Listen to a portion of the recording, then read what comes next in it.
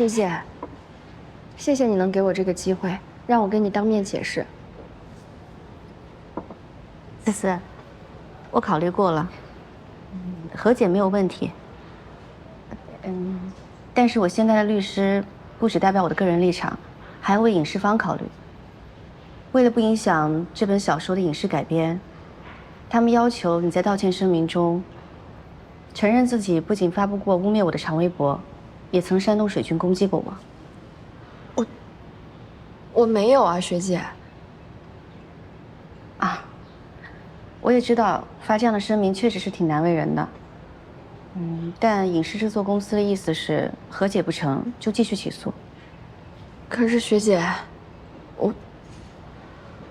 我真没要故意攻击你。我当时发那篇帖子的时候，是因为我真就是那么以为的。我那时候也不知道你就是温香啊。后来那篇帖子它自己发酵到那么高的热度，跟我真没关系，那就是网友自发的行为。思思，网络不是法外之地，做过的事情都会留下痕迹的。你就算现在不承认，等之后调查起来也会被发现的。咱们呢，都是一个学校出来的，你是我的师妹，我当然不想把事情闹得太不好看。那学姐，你能不能先撤诉啊？你看你撤诉了以后，还是可以找律师把事情查清楚，咱们庭下和解，和和气气的，这样不是很好吗？这倒也是个办法。可万一我撤诉了，有心怀不轨的人给我挂一个心虚的名头，再怂恿写诗人起诉我的话，那可怎么办呀？学姐，你是不是想太多了？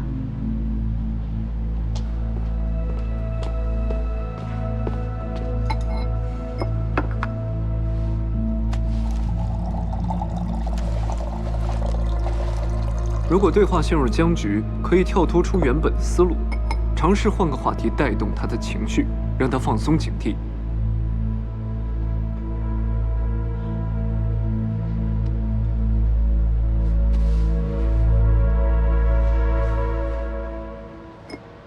思思，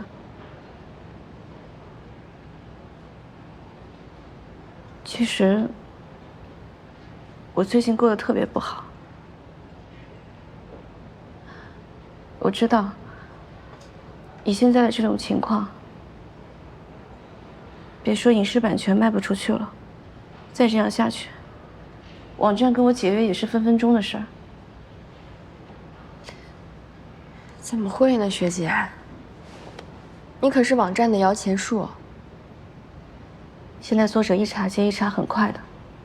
等我被清河网踢出了局，别的网站肯定也不会再签约我了。学姐，你多虑了。就算真有那么一天，至少石灿他肯定不会袖手旁观的。毕竟你当年在学校那么关照他，对吧？他现在那么忙，不会顾得上这种小事儿的。我本来还想，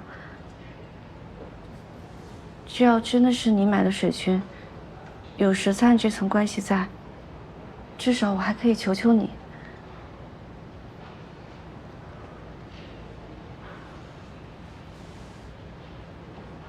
那不然，学姐你就求求我呢？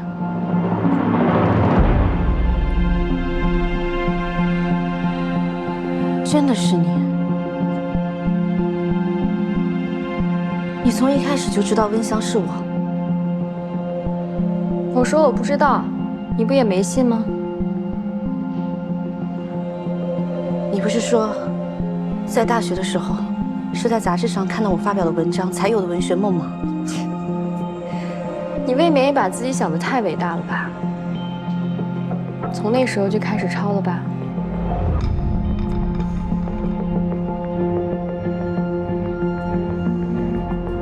一篇抄袭的文，凭什么数据那么好？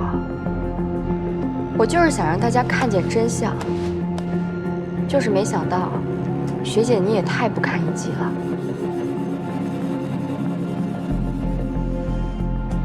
我不过就是买了那么一点儿水军，你就不行了？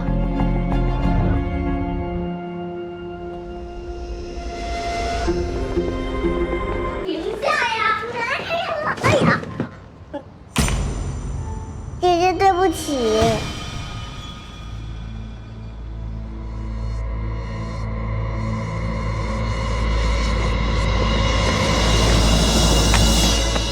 抱歉啊，没看住孩子。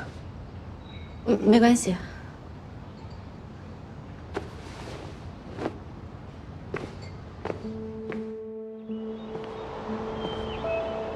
我发现陈思思很多社交媒体上的照片都是模仿你的。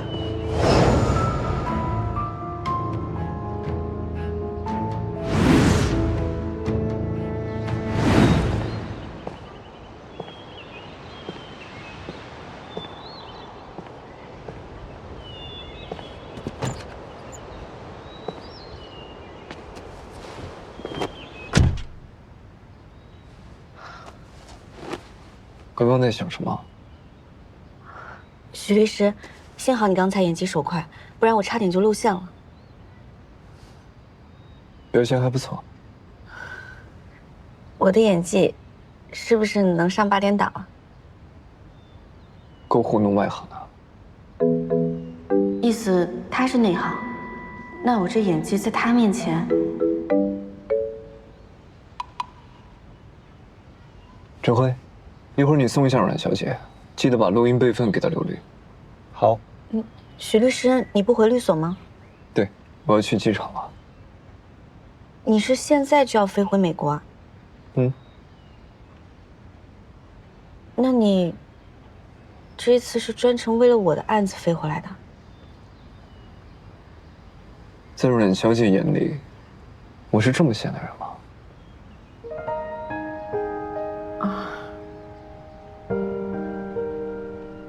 还是多谢许律师今天陪我来取证。你工作这么忙，多注意身体。开车注意安全啊！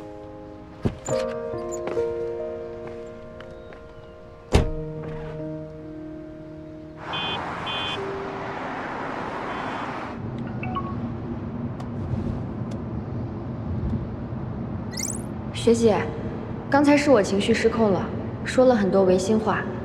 其实我没做那些事儿的。你还在南湖附近吗？这是反应过来被录音了，来找补了吧？